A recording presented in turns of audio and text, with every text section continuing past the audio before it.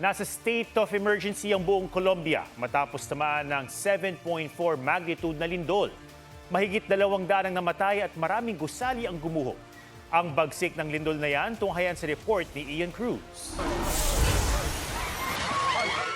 Sabay sa pagbagsak ng mga tipak ang sigawan ng mga tao sa Pereira, Colombia.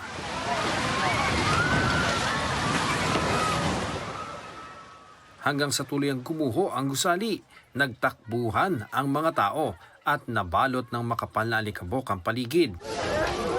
Isa pang gusali sa Pereira ang lumundo at gumuho.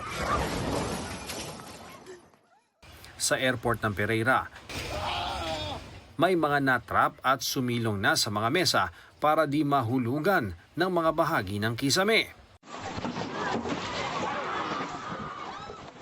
Sa lungsod ng Cali, mga ambulansya ang nabagsakan ng debris. May mga nagtakbuhan din palabas ng gusali. Sa Manizales, nasira ang tore ng kanilang katedral na isa sa pinakamataas na Neo-Gothic Cathedral sa Amerikas. Epekto ang lahat ng yan ng malakas sa lindol pasado alas 8 kagabi, oras sa Pilipinas. Bukod sa Western Colombia, naramdaman din ang pagyanig sa Ecuador at Panama.